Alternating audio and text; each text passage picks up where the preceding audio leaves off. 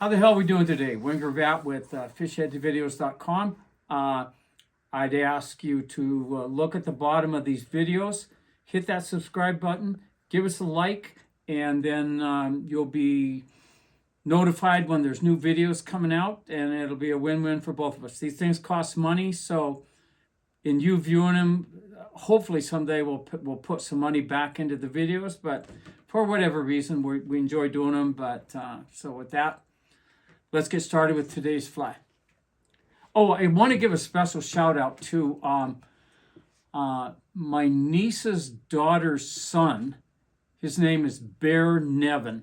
He watches a lot of my videos. I think he must be about 7 or 8 or something like that. And it's just nice that he does that. So I thought, hell, I'll give him a shout out. He'd get a kick out of it. So with that, let's do today's fly.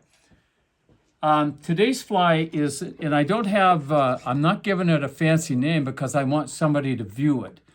This is a yellow Sally pattern. And at the end of it too, I'll show you one for a lime Sally as well. So I just made this one up here, I don't know, about 2 weeks ago. I decided I would move some yellow Sallies up to Rock Creek Fisherman's Mercantile. So this is what I come up with. It's a simple fly, and you're gonna hear that theme over and over and over in my videos. Simplicity is a good thing. I don't want to tie a bunch of hard flies. So this is another easy one. The beauty of this one too is it doesn't require any hackle, and hackle's becoming a problem as I've had in further ones that with the size of it and the cost of it. So with that, let's take a look at the materials.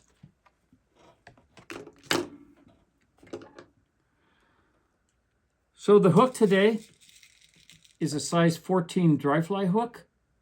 And that's the appropriate size for yellow Sallies. The body will be yellow polypropylene.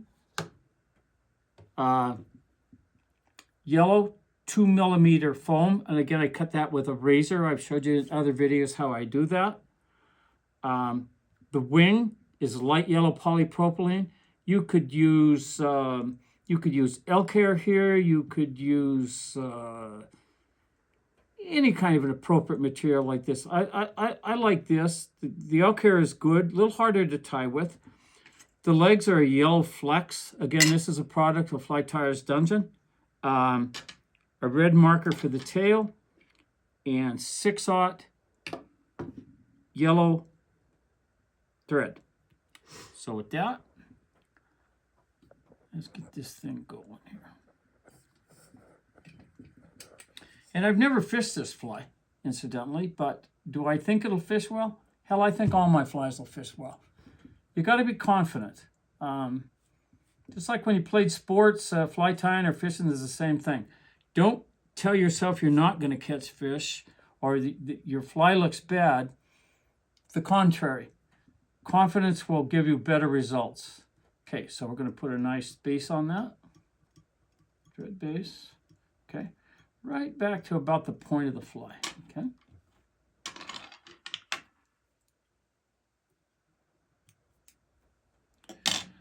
All right, so now we're going to go in there with that polypropylene yarn. Now I'm going to thin that just a little bit. I'm just going to stretch it so it gives it a little bit thinner profile. And I don't want that thick part of it. All right. Okay. And I'm going to tie this at the back of the hook. I'm not going to do the whole shank of the hook. Okay. So I'm going to bring my thread forward. Like that.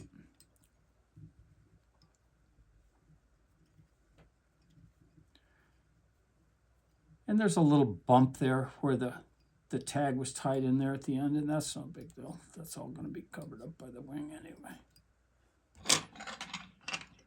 And the foam. So I'm going to cut that out of there. Okay. Now, I'm going to take the yellow foam. And again, I'm going to tie it so that the front sets right over the eye of the hook. Not behind it, but right over it. Then I'm just going to give it 4 segmentations. So there's 1, 2, 3, and 4. I got one that's a little bit bigger than the other ones, but that's all right. That's not a big deal. Okay, short tail on this fly, slightly extended. Not like that. Good. Then I'm going to take some of this yellow polypropylene.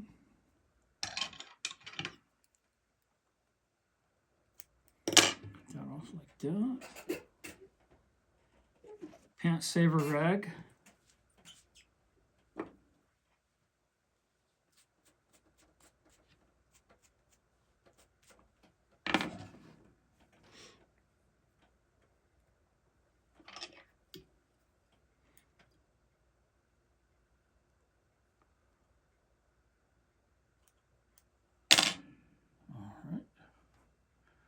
So now, notice that I have my thread back to the second segmentation, not the first, but the second. So I'm going to lay that polypropylene right in that gap where that second segment is. And again, the front of the polypropylene the same length as the foam extended over the eye. So I'm going to come that back. I'm going to come right to the back of the foam. Cut off that poly just like that.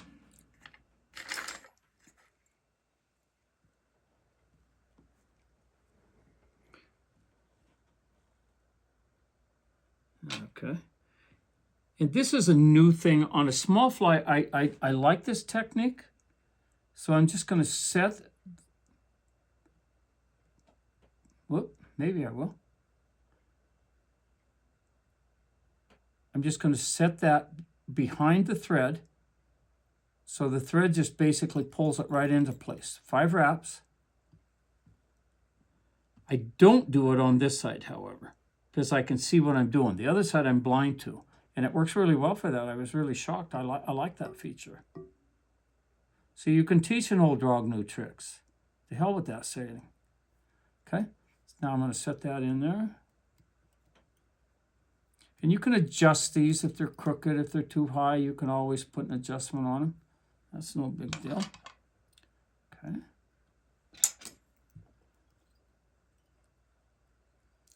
And I have really good confidence that this fly, 1, will be a good fly to fish, and 2, will be a good seller. I'm always looking for a good seller. Okay. Now, I'm just going to try to get those about the same length.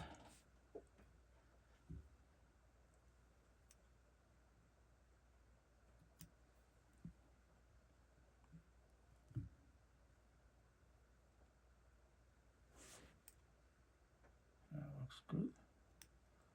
Okay. Now, I'm just going to go in here carefully.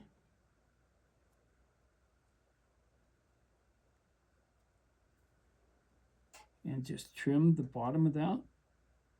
Give it a little rounded look. Just like that. The last step.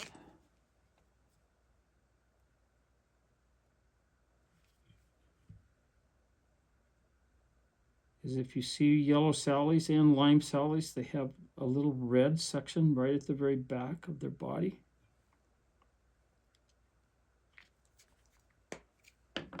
Just like that. And then a little secret for head cement in this fly. Notice how I pull that all the way back. Do the same thing with elk hair if you have elk hair or whatever appropriate wing material you have. So you can get that head cement and do it all the way around on that thread. Just like that.